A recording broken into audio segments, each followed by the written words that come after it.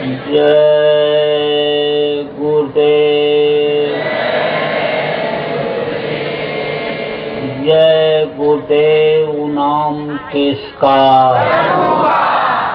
जय गुरुदेव नाम किसका, प्रभु का पावन नाम, प्रभु का पावन नाम। जय गुरुदेव। सतगुरु शांति वाले तुमको लाखों प्रणाम।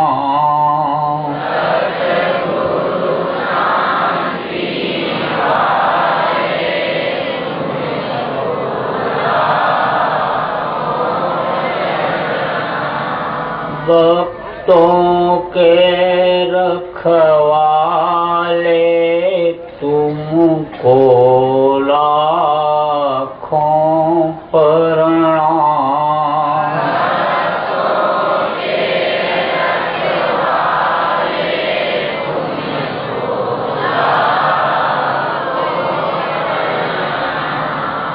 सुतदारा परिवार हैं जितने,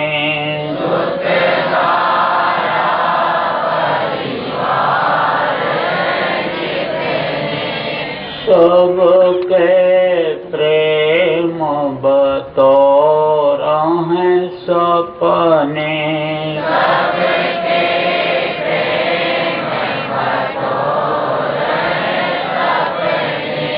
अंत समय कोई नहीं अपने,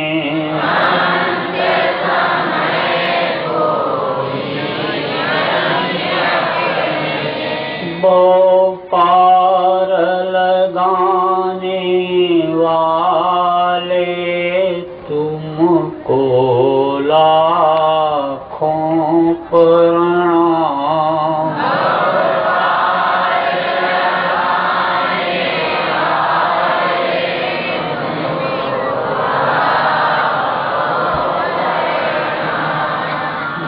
भक्तों के रखवाले तुमको लाखों प्रणाम।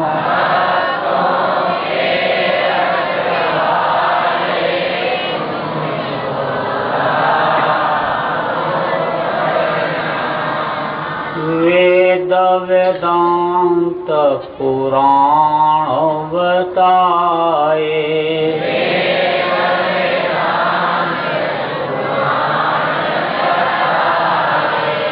सदाचार सत्संग गाए।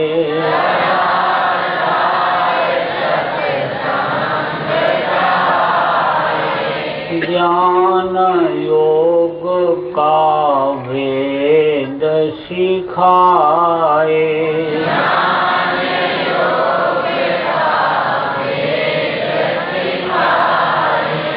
ज्योति जगाने वाले तुमको लाखों प्रणाम।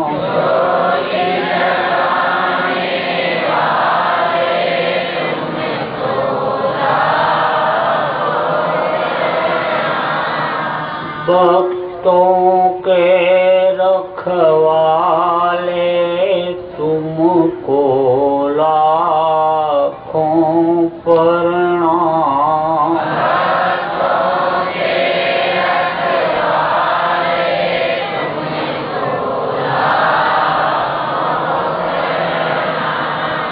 भक्तों पर हैं तुम्हारे लोचन,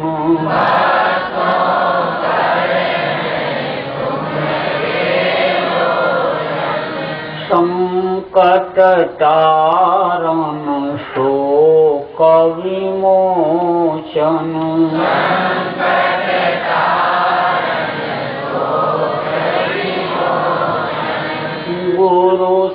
तुम ही पापों के मोचन, गुरु तुम ही पापों के मोचन, शब्द भेद बताने वाले तुमको लाखों प्रणाम।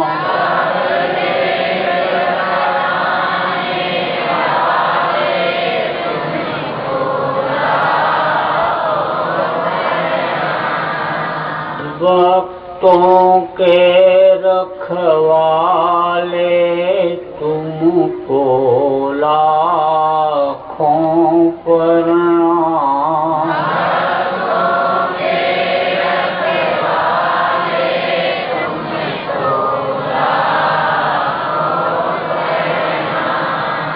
दीनों की विनती सुन लीजिए,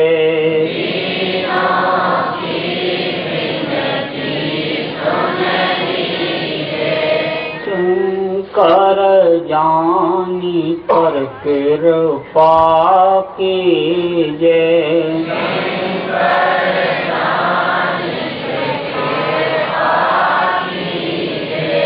दर्शन अपना हरदम दीजिए,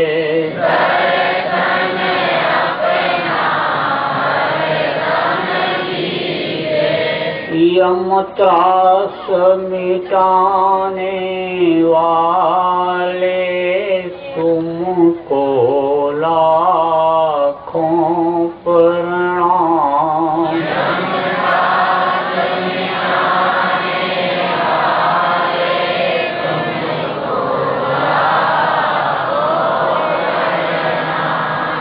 भक्तों के रखवाले तुमको लाखों प्रणाम।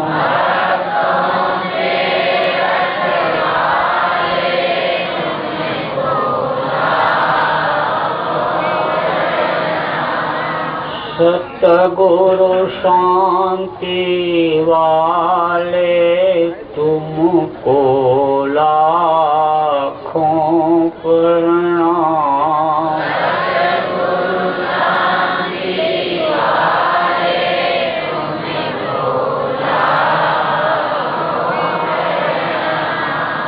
तुमको लाखों प्रणाम।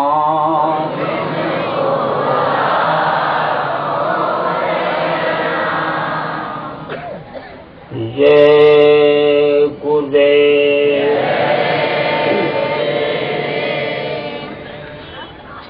सर्व समर्थ सर्वत्र स्मरणीय परम पूज्य गुरु जी महाराज, उपस्थित सभी सत्संगी धर्म प्रेमी भाई बहन, बच्चे तथा बच्चियों, गुरु महाराज की अपार दया मेहर से आज 31 दिसंबर 2013 को सत्संग के माध्यम से आप सभी प्रेमी भाई बहन, बच्चे बच्चियों का दर्शन का अवसर मुझे मिला। बड़ा ही अच्छा समय रहा है। सत्संग मनुष्य के जीवन के लिए बहुत ही जरूरी चीज है। इसीलिए पहले के समय में बराबर लोग जगह जगह सत्संग का कार्यक्रम आयोजित करते रहते थे।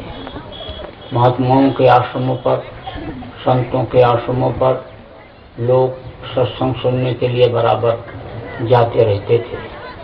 जब लोगों को सत्संग मिलता था तो लोग झूठ नहीं बोलते थे, सत्य रूपी धर्म का पालन करते थे, जीवों पर दया करते थे।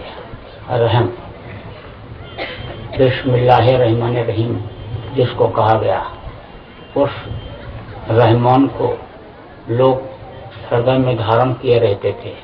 कहा गया दया धर्म तन बसे शरीरा, ताकर रक्षा करने गंभीरा। दया धर्म को जो धारण किए हुए रहता है उसकी रक्षा वो मालिक करता है। तो दया रूपी धर्म का लोग पालन करते थे।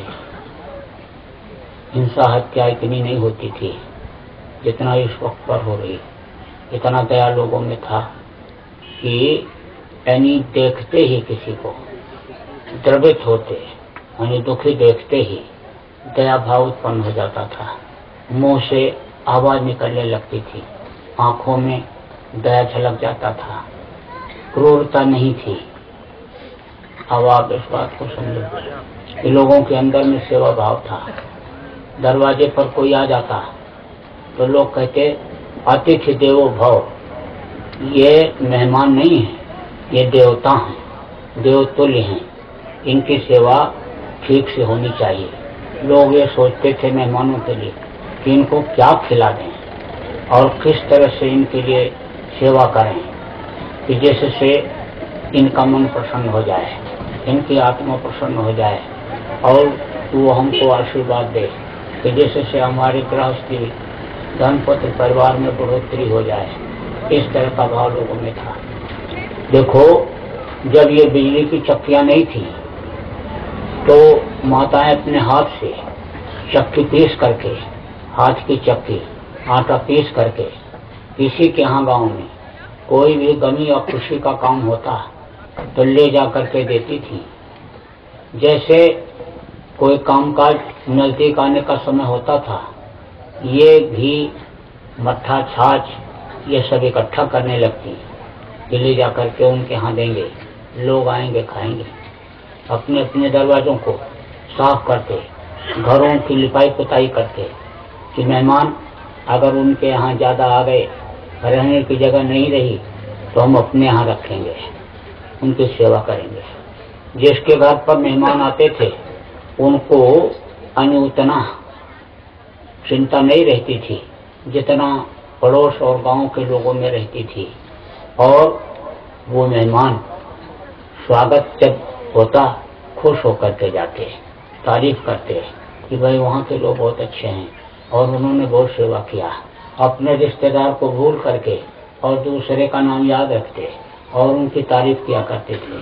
तो अब आप इस बात को समझो, इतना ज्यादा लोगों में परोपकार और सेवा भाव उस वक्त पर था जब सत्संग लोगों को मिलता था।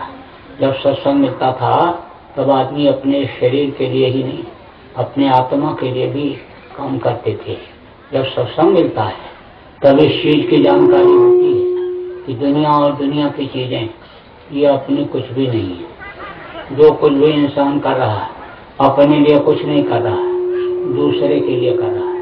लेकिन जब सत्संग का अभाव हो जाता है, सत्संग नहीं मिलता है, तब लोग यानी दुनिया का काम को ही अपना काम समझते हैं और कह रहे हैं कि मेरा काम है ये बच्चों को चलाना, गृहस्थी का पालन करना, बच्चों को पालन पोषण करना, गृहस्थी को चलाना, यही काम अपना समझ बैठते हैं।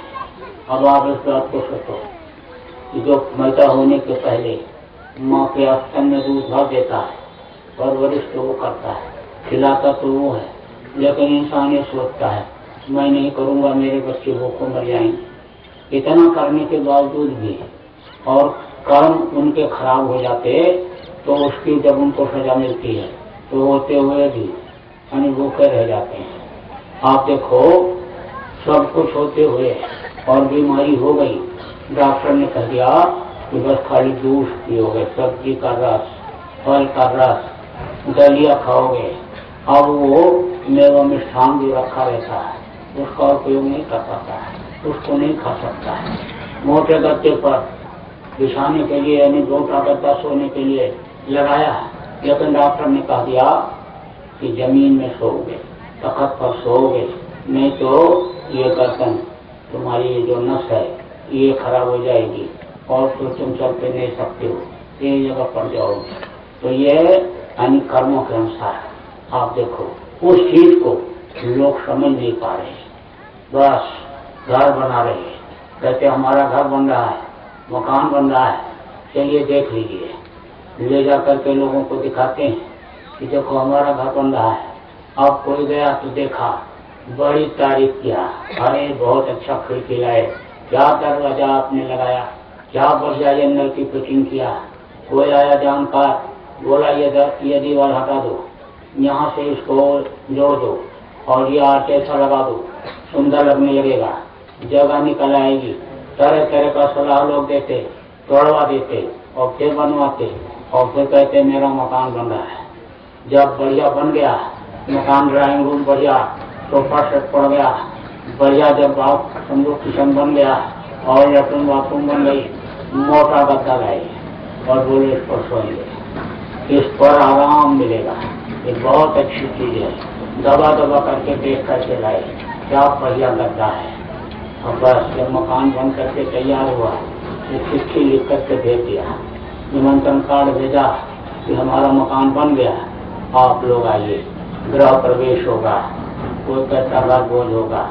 अब गृह प्रवेश हुआ, बढ़िया पूरी मिठाई बनी, कचौड़ी बना और रिश्तेदार पड़ोस के लोग, नातेदार जितने बिरादरी के समाज के लोग हैं आए, खाए, चले गए। बोले गृह प्रवेश हो गया, अब आराम से रहेंगे।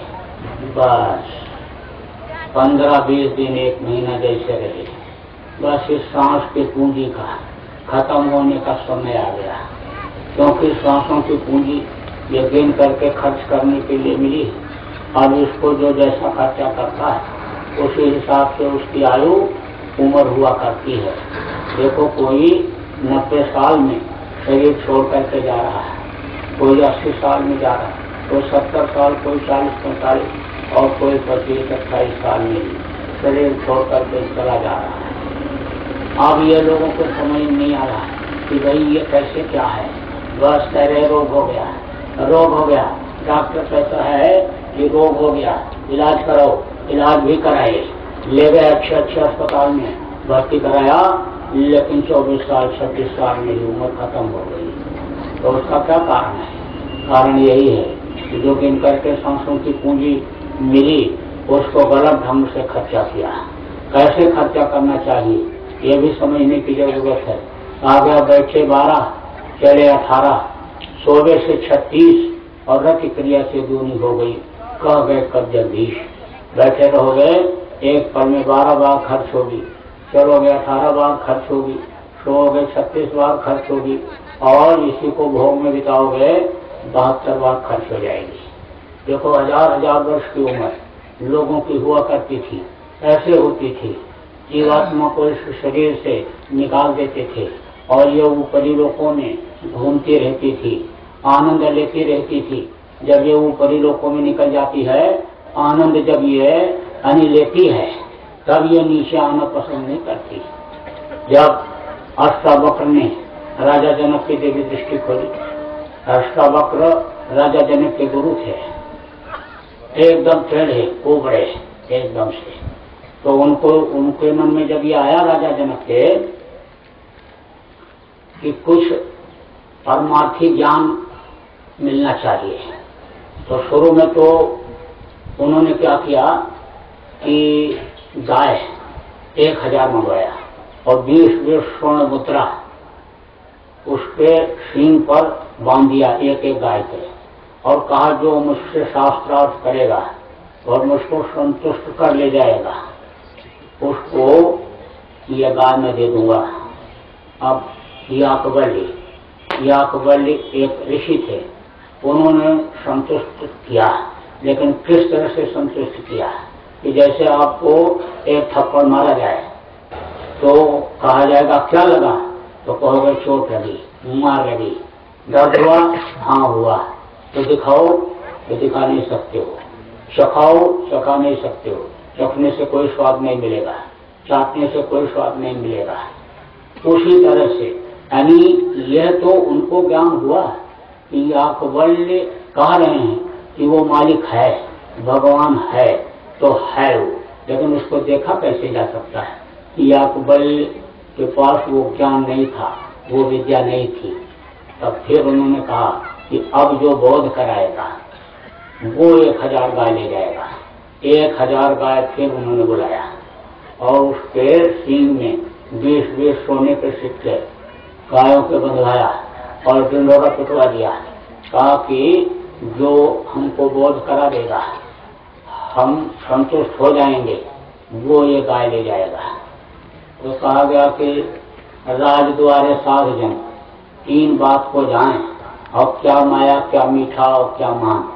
जो संत होते हैं वो माया, धन दौलत, रुपया पैसा और मीठा और मान सम्मान के लिए कहीं राजा के दरवाजे पर नहीं जाते हैं।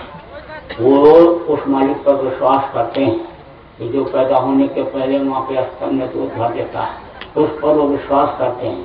तो यहाँ अष्टावक्र ने सोचा कि वहाँ गाय लेने के लिए तो मुझे जाना नहीं है, लेकिन और किसी को ये ज्ञान है नहीं, ये विद्या मालूम नहीं है, और अगर मैं नहीं गया, राजा को बोध नहीं कराया जनक को, तो राजा यह समझेगा, लोग यह समझेंगे कि ये विद्या दुनिया संसार में है ही नहीं, ये है ही नहीं, ऐसा हो ही नहीं सकता है कि मालिक की प्राप्ति की जा सकती है।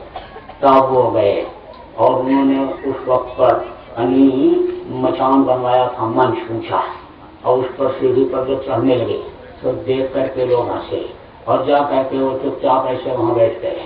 और जब बैठ गए और उन्होंने देखा, लोगों ने देखा, तो लोग कहने हंस पड़े, बहुत तेज हंसे कि ये कौन पागल यहाँ करके बैठ गया। तब उन्होंने कहा यहाँ बहुत अच्छे अच्छे मोची बैठे हुए। लोगों ने कहा मोची? राजा को, विद्वानों को, ज्योतिषियों को, पंडित को तुमने मोची बना दिया? मोची कैसे कह दिया? तब उन्होंने कहा कि मोची को चमड़े की पहचान होती है, और तुमने मेरे चमड़े को देखा, मुझको नहीं देखा, मैं कौन? जैसे आपसे कहा जाए ये क्या है, नाक पे हाथ रख के कहोगे मेरी नाक है। कान को छू करके कहा जाए ये क्या है, कहोगे मेरा कान है, मेरा हाथ है, मेरे दांत हैं, मेरा पैर है। लेकिन आप कौन हो? तो आप क्या बताओगे? आप जब अपने परछाई देखोगे, जब अपना रूप अंतर में देखोगे, तब ये समझो कि मैं कौन हूँ। तब समझोगे ईश्वरं जीवनाशी चैतन्य सहस्राशी, ये जीवात्मा उस मालिक की, परमात्मा की ये अंश है। तब आप अपनी ताकत को समझोगे। जैसे ये जीवात्मा अगर चाहे तो बड़े बड़े देवी देवताओं की रचना कर सकती है, स्वर्ग वैकुंठ बना सकती है, लेकिन इसका बोध इंसान को जब तक नहीं रहता मैं कौन हूँ, तब तक ये बस ऐसे यानी बस दुनियादारी में ही फंसा रहता है, कुछ इसको बोध नहीं रहता जीवात्मा। तो उन्होंने जब ये कहा बहुत अच्छे अच्छे मोची, तब राजा जनक ने सोचा, जब इस तरह से जवाब दिया उन्होंने कहा तुमने मुझको नहीं देखा, मेरे चमड़े को देखा, मेरे बाहर के अंगों को देखा, मुझे नहीं देखा मैं कौन।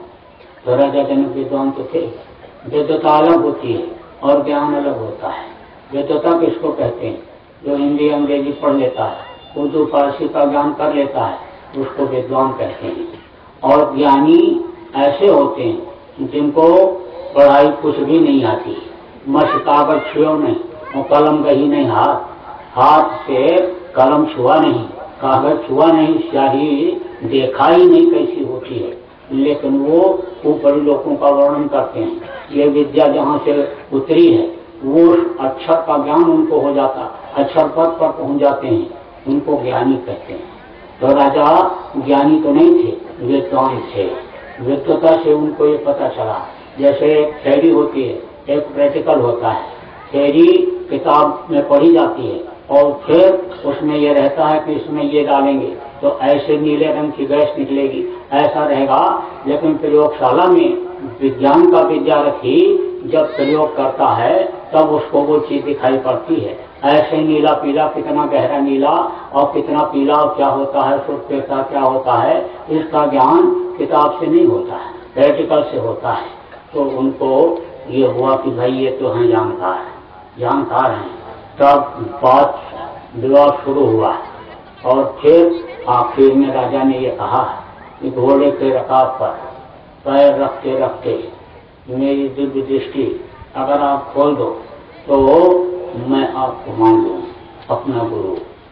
तो उन्होंने कहा कि ठीक है, आप अपना तन और मन और धन मुझे दक्षिणा में दे दो।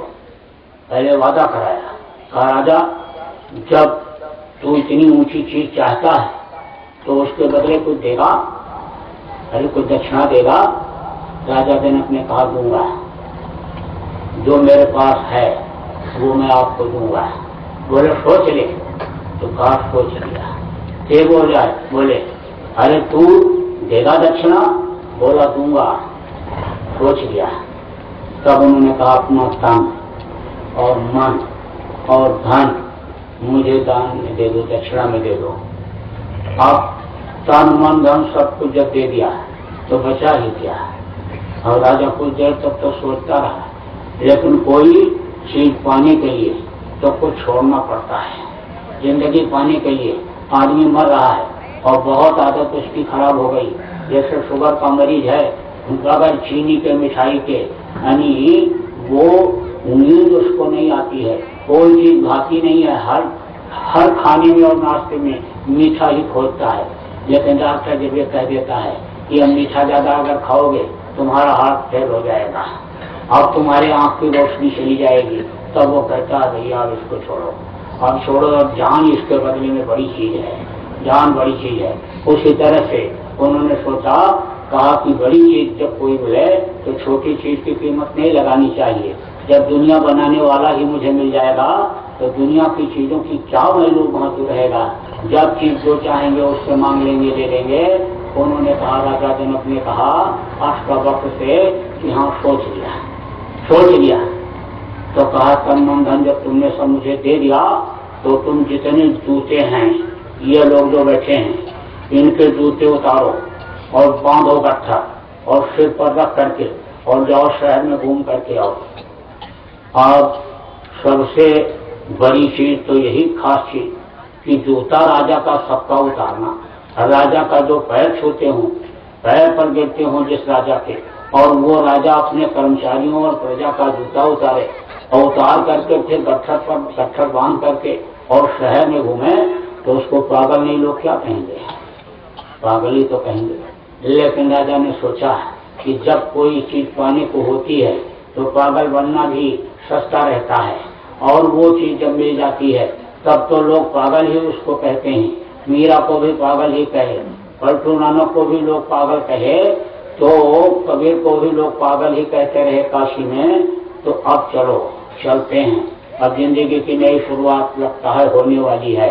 बस उन्होंने जूता उतार लिया लोगों का और गट्ठर बांधा और बांध करके गए शहर में। घूम करके जब आए, जब यहाँ पहुंचे मंच के सामने जहाँ पर दरबार लगा हुआ था, लोग बैठे हुए थे, वहाँ जब पहुंचे तो कोई देखा, कोई मुस्कुरा रहा है, कोई तीक्षा से देख रहा है, कोई कुछ सोच रहा है। अब राजा ने कहा कि तरह तरह की क्रिया प्रक्रिया यहाँ हो रही है, अब मैं कुछ देखने वाला नहीं हूँ, इसको मैं देखना नहीं चाहता हूँ। अब मूंदो आंख कतो को नहीं, आंख बंद कर लो, दुनिया में कुछ नहीं है। कुछ भी हो रहा हो तो सबसे सरल तरीका यही है कि आंख बंद करो।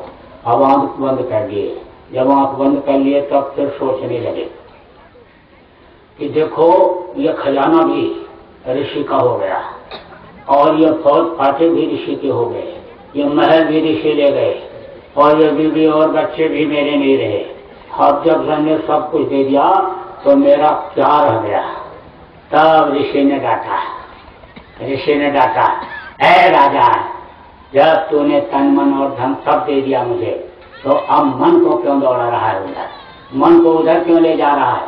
क्यों ले जा रहा है उधर मन? जब तूने मन मुझे दे दिया तो तू अपने मन को मेरी तरफ लगा और देख मेरी तरफ। जैसे देखा तो कहते ना, तेरी नजरों में कोई करामात है, हर समय होती अमृत की बरसात है। गुरु महाराज का दर्शन करने के लिए लोग जाते थे, बेताब हो जाते थे दर्शन के लिए, एक झलक मिल जाए, नजर से नजर मिल जाए। क्योंकि सन्मुख हो जीव मोज वहीं और जन्म को अविनाशी वहीं, जन्म जन्मांतर के पाप नष्ट होते हैं। जब सदगुरु के आंखों से आंखें मिल जाती हैं तो कर्म नष्ट हो जाते हैं। जो कर्म तकलीफ देते हैं, जो कर्म मानसिक अशांति पैदा करते हैं, वो कर्म जब हट जाते हैं तो आदमी को, इंसान को सुकून मिल जाता है। तपते हुए को जैसे छाया मिल जाती है उसी तरह से हो जाता है। तो अब आप इस बात को समझो कि जैसे नजर से नजर मिली बस तवज्जो दे दिया उन्होंने। उनको क्या थोड़ी सी दया करनी थी, बस फट से जीव आत्मा निकल गई और निकल गई ऊपरी लोकों में घूम रही है, ऊपरी लोकों में आनंद ले रही है, ऊपरी लोकों में अनुसुख प्राप्त कर रही है। और राजा जनक से अष्टावक्र पा रहे हैं, अरे राजा लौटा, अरे आजा राजा आजा। बोल रहे अब नहीं आऊंगा, अब नहीं आऊंगा ये आनंद छोड़ करके।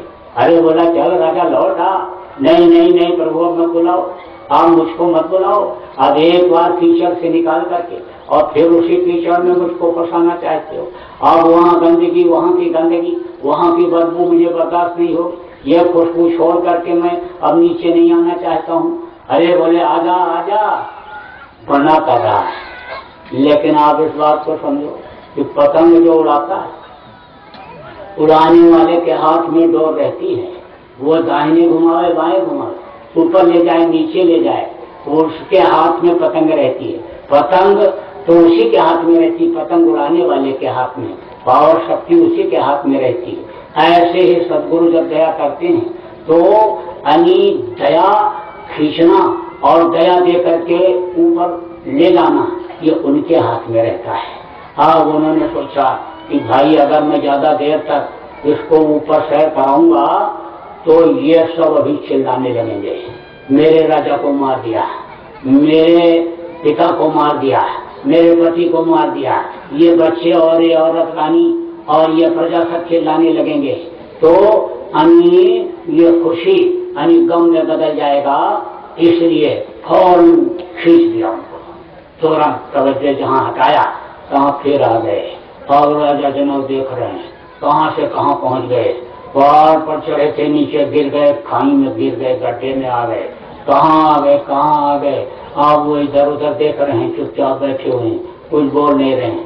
तब ऋषि ने कहा जा अब तू राज भी कर और तू भजन भी कर, दे दिया तुझको वापस जो तूने मुझे दिया था, तन और मन और धन जो तूने मुझे दिया था तुझको मैंने वापस कर दिया। अब जा तू दोनों अन्य सुख ले, राज सुख भी ले और वहाँ का भी सुख ले, ऊपर का भी सुख ले। तो वही राजा जनक विदेही कहलाए। और वो राजपाट करते हुए रहते हुए, राज में रहते हुए भी, राजा रहते हुए भी राज सुख का कोई भोग का आनंद नहीं लिए, कुछ नहीं। आपको बताऊं, सुखदेव ऋषि जब चढ़ाई करते थे, ऊपर जाते थे तो विष्णु लोक से वापस लौटा दिए जाते। कहा जाता कि तुमने गुरु नहीं किया इसलिए तुम ऊपर नहीं जा सकते हो, निगुरा ऊपर नहीं जा सकता है। जो दीक्षित होता है, गौरमंत्र लिए होता है, वही जा सकता है, अंदर प्रवेश कर सकता है। तो बार बार कहा करते थे वेद व्यास ऋषि, उनके जो पिता थे, तो उन्होंने कहा राजा जनक को तुम गुरु बना लो। तो राजा जनक के पास वो पावर शक्ति है, तो वो यही सोचते कि राजा कैसे योगी हो सकता है, जिसका जीवन ही योगी है वो योगी कैसे हो सकता है। तो उन्होंने उनको बोध कराया, उन्होंने उनको दिखाया इस बात को, उनको संतुष्ट किया। जब ये वहां पर गए थे तो इनको कहा कि ठीक है, इनको पहले नहलाओ धुलाओ। पहले तो 3-4 दिन तक खड़ा रखा, जहाँ घोड़े बांधे जाते थे वहीं पर खड़ा रखा, वहीं नंगे भूखे खड़े रहे, वहीं मिट्टी धूल तक पड़ती रही। जब ज्यादा ये दुखी होने लगे तब उन्होंने बुला लिया। पहले तो सोचा कि इसका अहंकार खत्म किया जाए, छोटापन लाया जाए। उसके बाद सोचे कहीं यह टूट न जाए। गुरु कुम्हार से कुंभ है, गड़े गड़े काढ़े खोट, अंतर हाथ सराय कर बाहर मारे चोट। तो उसी तरह से सोचे कहीं ये टूट न जाए घड़ा, अंदर हाथ जैसे कुम्हार लगाए रहता है, ऊपर से थप्पी मारता है जब घड़ा बनाता है, उसी तरह से बुलाए। फिर पैर नहलाए धुलाओ और खाना खिलाओ इनको। नहलाए धुलाए, जब बढ़िया तेल साबुन मिला, सोचे इसमें योग कैसे हो सकता है। कई तरह का साग सब्जी भोजन जब आया सामने, मेवा मिष्ठान से युक्त भोजन जब आया तो बोले इसमें योग नहीं हो सकता। तब राजा ने कहा, राजा जनक ने कौतुक दिखाना पड़ेगा। बोले अच्छा जाओ बुला के ले आओ। जब ये दरबार में वहां पेश होने लगे तो देखा कि सुंदर सुंदर 2-3 औरतें हैं, राजा जनक का पैर दबा रही हैं।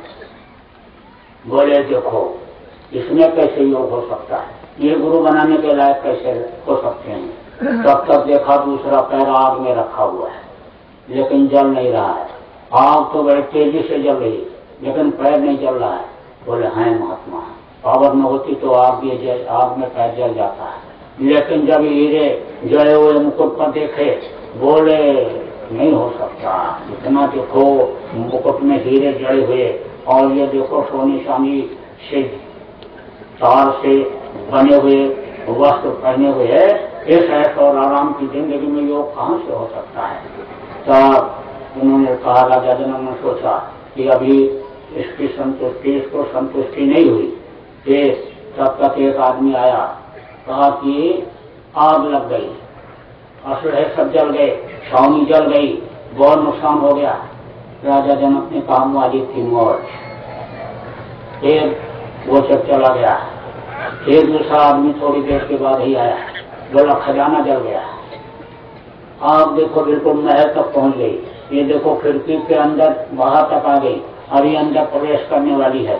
जब आग की लपटों को देखा ऋषि सुखदेव ने, तो फिर वो अपना कमंडल उठाए और लपटी डंडा उठाए और टांगे झोली और भागने की कोशिश किए।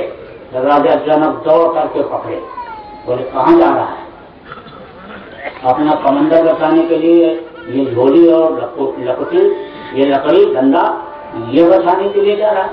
मेरा सारा राज्य जल गया और मैं नहीं उठा, और तू इसको बचाने के लिए भाग रहा है। बोल त्यागी कौन है, तू है कि मैं हूं। तब बोले आप हो त्यागी, आप हो, आप हो। आप जब ऊपर झारखंड देखा, सोने चांदी से जड़ित पत्रे और वो सब देखा, सुंदरता महल की देखा, तब फिर शंका हो गई। 16 आना में 14 आना शंका तो खत्म हो गई थी, 2 आना फिर रह गई। तब फिर राजा जनक ने कहा अब इसको और संतुष्ट करना पड़ेगा इसको। तो बुलाया मंत्रियों को और कहा जाओ बाजार लगाओ बढ़िया, और बढ़िया रासलीला जगह जगह पर कार्यक्रम, सांस्कृतिक कार्यक्रम आयोजित कर दो। ये तैयारी रात भर में हो जानी चाहिए। और रात भर में वो तैयारी सब हो गई। तो सुबह इनको बुलाया और कहा ऋषिराज, जनता ने आपके लिए बहुत अच्छा बाजार लगवाया बनाया है, स्वागत सत्कार के गेट बनाए हैं, आपका स्वागत हमारी जनता करना चाहती है। आप जाइए, ये लीजिए दूध से भरा हुआ प्याला, इसको हाथ पर रख लीजिए और जाइए पूरा देख करके आ जाइए। सिपाही को बुलाया, कहा इनको ले जाओ दिखाओ, लेकिन अगर एक बूंद भी दूध का प्याला यानी प्याले का दूध एक बूंद भी अगर नीचे गिर गया तो वहीं पर इनका कत्ल कर देना, मेरे पास मत लाना। अब वो सिपाही इनका लेकर के इनको गया और ये उठाए ऐसे प्याला हाथ पर रखे रहे। पूरा घूम करके जब आए तब राजा ने कहा देखा सुंदरता, सुंदर गेट और बढ़िया, कितना रासलीला और कितना अच्छी अच्छी चीजें दुकानों की आपने देखा, घूमा। तो सुखदेव ने कहा राजन सही पूछो तो मैंने कुछ देखा ही नहीं। बोले आपने देखा ही नहीं, देखने के लिए तो ये सब हुआ, दिखाने के लिए तो आपको भेजा गया और आपने देखा ही नहीं। तब सुखदेव बोले मैं क्या देखूं, मेरा मन तो प्याले के दूध में ही लगा रहा कि कहीं एक बूंद नीचे गिर न जाए और मेरा कत्ल हो जाए। तब राजा जनक ने कहा कि जैसे यानी तुम्हारा मन दूध में लगा रहा कि नीचे ये दूध गिर न जाए, उसी तरह से मेरा मन 24 घंटे हर पल हर क्षण उस मालिक में लगा रहता है, हमेशा लगा रहता है कि कहीं इस माया के बाजार में मैं न गिर जाऊं, मैं न फंस जाऊं यहाँ पर, इसलिए उसी में मन लगा रहता है। अब आप सोचो कि ये जो खाना और ये जो कपड़े और ये जो महल और ये जो गद्दी, अब जब मैं इसका कोई स्वाद ही नहीं लेता हूँ, हमेशा मन उसी में लगा रहता है, तो कहाँ से यह भोग मेरे अंदर आएगा, भोग की प्रवृत्ति आएगी। तो कहने का मतलब यह है कि फिर वही राजा जनक ऐसे राजा विदेही राजा कहलाए। अब जिस तरह से अष्टावक्र ने अग्नि खींच दिया उनको, उनकी जीवात्मा को, और वो बड़े लोगों में गई और भ्रमण करने लगी, ऐसे नीचे आने की कोशिश नहीं कर रही थी। ऐसे पहले के समय में जब लोग योग साधना करते थे, आज भी बहुत से लोग करते हैं, तो जीवात्मा निकल जाती है, तो ये सांसों की पूंजी बची रहती है, तो उम्र बढ़ जाती है, दीर्घायु लोग हो जाते हैं। अब ये जरूर है कि कभी खत्म जरूर होती है, किसी की ज्यादा उम्र इसीलिए हो जाती है, सांसों की पूंजी बच गई, तो खत्म सबकी होनी। अब खत्म जब सबकी होनी है तो मकान बनाने वाले की भी यानी खत्म होने का समय आ गया। सूरज को भी देखो चमक रहा है, लेकिन यही सूरज जब ढलने को होगा, नीचे आने को होगा, तो सूरज की रोशनी कम हो जाएगी, चमक कम हो जाएगी। इस वक्त किरणें आंखों में लगेंगी, लेकिन उस वक्त पर सूरज की किरणें आंखों में लगेंगी नहीं, कोई तकलीफ नहीं होगी। इस वक्त देखोगे तकलीफ हो जाएगी, थोड़ी देर के लिए ऐसे अंधे हो जाओ, ऐसे कुछ दिखाई नहीं पड़ेगा सूरज को अगर देख लोगे, लेकिन डालते हुए सूरज को देर तक देखते रहो, कोई फर्क नहीं पड़ने वाला। तब लोग कहते हैं कि सूरज की रोशनी कम हो गई, अब यह ढलने वाला है, और अभी जब यह ढल जाएगा, नीचे चला जाएगा, तो अंधेरा हो जाएगा, रात हो जाएगी। ऐसे ही आसार नजर आने लगते हैं। देखो हर घर में कोई जब मृत्यु होती है तो हर लोग डॉक्टर को बुला करके टेस्ट नहीं कराते। मृत्यु तो सबके यहाँ होती सबके यहाँ, लेकिन देखो हर कोई नहीं बुलाता है डॉक्टर को। गांव के अनपढ़ लोग भी ऐसे पैर पकड़ करके और समझ जाते हैं अब ये बचने वाले नहीं, कहते अरे भाई पैर ठंडा हो गया, और हाथ पे हाथ जब ऐसे रखे, अरे बोले आप क्या देखते हो, जल्दी से इनको निकालो, बाहर ले चलो। बस ले जा करके बाहर लेटा देते हैं, उत्तर से करके लिखाते कि जल्दी से छुटकारा मिल जाए, जल्दी से ये चले जाए, क्योंकि आखिरी वक्त पर बहुत तकलीफ होती है। साजोबाई ने लिखा कि साजो मौत के समय पीड़ा उठे अपार, बिच्छू 60,000 जो डंक मारे एक साथ, जैसे 60,000 बिच्छू एक साथ डंक मारे, बदन में दर्द पैदा हो, ऐसा दर्द मरते समय होता है। तो आप देखो कोई घर में बीमार हो गया और उसकी उम्र यानी खत्म अभी नहीं हो रही है, तो उसको तकलीफ होती है, इतना भी इलाज कराते रहो, उठ नहीं पाता है, अब पड़ा रहता है, यहाँ घाव हो जाता है, अब उसकी सफाई करो, उसको कितना भी बढ़िया डिटॉल से साफ करो और बढ़िया मलहम लगाओ, तो अब वो घाव जल्दी ठीक नहीं होता है, घाव ठीक नहीं होता है। अब वो पलट करके दूसरे कलर निकाला, कुछ दिन के बाद वहाँ भी घाव बन जाता है, आप सीधा भी नहीं ले सकता, तो घर के ही लोग सोचने लगते हैं ये चले जाते तो ठीक था। कुछ लोग सेवा करते करते उग जाते हैं, क्योंकि बुढ़ापे में गुस्सा बहुत तेज आता है, बहुत, तो लड़के तो नजदीक जल्दी जाते नहीं, और जो ऐसे जवान और ऐसे भी होते हैं वो भी सेवा करते करते उग जाते हैं, अंदर अंदर सोचने लगते हैं मर जाते तो ठीक था।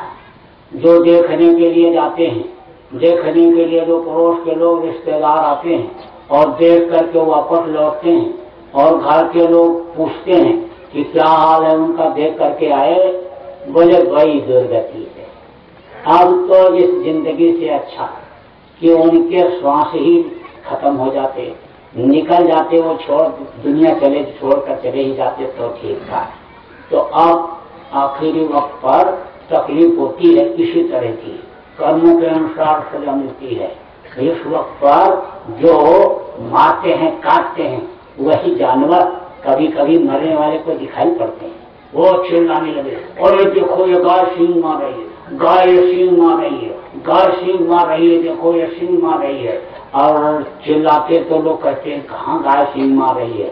जब यमराज के दूत आते हैं और मोदक चलाते हैं, हथौड़ी जब चलाते हैं, मसाल दिखाते हैं, तब चिल्लाता है, अरे कोको, अरे चाचा, अरे बेटा, अरे नाती पोता, सबको पुकारता है। खड़े रहते हैं वहीं पर, घर के लोग, परिवार के लोग, और लोग कहते देखो देखो देखो, अरे देखो दादाजी देखो ये गुड्डू आ गया, ये देखो पप्पू खड़ा है, ये देखो ये खड़ा है, ये तुम्हारा बेटा आ गया, ये तुम्हारा पोता आ गया। पोता तो देखने के लिए रोते हैं, मार पड़ती है, जब मार पड़ती है तकलीफ होती है आखिरी वक्त पर, तो लोग ये सोचते हैं जल्दी से छुटकारा मिल जाता, छटपट छटपट करते रहते हैं, थोड़ी थोड़ी देर तक छटपट करते हैं, चिल्लाते हैं, लोग सोचते छूट जाता शरीर, आखिरी वक्त में अब ये छूट जाता तो ठीक था। कहते उत्तर से करके लेटाओ। उत्तर से करने से क्या होता है? आज किसी से कहो कि उत्तर से करके क्यों न लेते हैं, लोग कहते मत लेटो उत्तर से करके, तो कहते हैं आयु कम होती है, उम्र कम हो जाएगी, उत्तर से करके मत लेटो, उम्र कम हो जाएगी। अब उनको और ज्यादा जानकारी नहीं है, लेकिन वैज्ञानिकों ने शोध किया कि अंदर सेल होते हैं शरीर के, सेल जानते हो, ताज सबके घर में है, तो उसमें जब सेल लगा दो तो जलता है, और सेल कमजोर हो जाता है तो रोशनी कम हो जाती है, और सेल अगर खत्म हो गया तो टार्च का जलना बंद हो जाता है। ऐसे ये सेल होते हैं, और वो सेल आखिरी वक्त पर उत्तर की तरफ अगर लटा दो सिर करके तो जल्दी से डाउन हो जाती है, और जल्दी से प्राण निकल जाता है। तो नियम ये बना दिया कि उत्तर सिर करके लेटाओ, जल्दी से इनको छुटकारा मिल जाएगा। बस थोड़ी ही देर के बाद उत्तर सिर करके लेटाने के बाद गर्दन लटक गई, और जैसे गर्दन लटकी वह रोना धोना चिल्लाना शुरू हो गया। तुरंत लोग चिल्लाने लगते हैं, अपने अपने तौर तरीके से रोते हैं। कान पेट पकड़कर माता रो, बांह पकड़कर भाई, पैर पकड़कर छोड़त नहीं, रो रो कहे लुगाई, सैया मत जा अकेले, लाली चुनरिया ओढ़ के। बस रोना धोना जहाँ शुरू हुआ तहाँ पड़ोस के लोग आने लग गए, अरे बोले भाई ये तो चले गए। लोग जो देखे बोले भैया भैया देखो देखो देखो जरा देखो देखो देखो। अब कोई जानकार है तो नब जैसे पकड़ा, नारी पकड़ा और हाथ हिला के चला गया। तब तक कोई दूसरा जानकार आया, अरे भैया देखो, और उसने पलकों को आगे पीछे ऐसे किया, आंखों को देखा और बोले अब क्या, अब तो चले गए। तब तक और लोग आए, शुभ चिंतक जिनको कहा जाता है, कहने लगे अब रोने धोने से क्या होगा, अब तो तबीयत खराब हो जाएगी, अब तो ये चले गए। दुनिया की यही गति है, इसी चीज के लिए तो सोचा जाता है कि भाई एक दिन छोड़ के जाना पड़ेगा, यहीं के लिए नहीं कुछ वहाँ के लिए करना चाहिए। बैठ के खूब प्रेम से समझाते हैं, आंसू भी कोई पोंछ देता है, कहता रो दो नहीं, इन्होंने तो तुम्हारे लिए सब कुछ किया, देखो कितना बढ़िया मकान कोठी बना दिया और जमीन जायदाद और हर तरह से कर दिया, लड़का बिटिया का ब्याह भी कर दिया, अब तो तुमको कमाना खाना है, अब तो कोई लड़का बिटिया का ब्याह भी नहीं करना है, अब क्यों रोते हो बेटा, अरे मत रो, अब उनको भूल जाओ और जल्दी करो, ले जाओ इनको जल्दी से चलाओ, नहीं तो मिट्टी खराब हो जाएगी। आप इतने आदमी बैठे, अभी किसी से कहो ऐसे बदन पर हाथ रख करके ये तुम्हारा मिट्टी है, तो कहेगा क्या कहा, ये मिट्टी है, ये मिट्टी है, अंधे ये मिट्टी है, थप्पड़ मारेगा। और अगर कमजोर होगा आपसे तो अंदर अंदर गुनगुना का कहता हुआ जाएगा, इनके दिमाग में मिट्टी भर गया, गोबर भर गया, आंख में मोतियाबिंद हो गया, इनको ये सुंदर काया और हीरा जैसी ये इनको मिट्टी दिखाई पड़ेगी, मिट्टी दिखाई पड़ेगी। लेकिन पिंजरे से पंछी के उड़ने के बाद इसको लोग मिट्टी ही कहने लगते, मिट्टी ही कहते हैं। चाहे राजा का शरीर हो, चाहे महाराजा का शरीर हो, चाहे सेठ साहूकार का शरीर हो, चाहे पंडित मुल्ला पुजारी का शरीर हो, ज्योतिषी वैज्ञानिक का शरीर हो, लेकिन इसको लोग मिट्टी ही कहते हैं कि ये मिट्टी है, और ले जा करके जला करके राख कर देते हैं।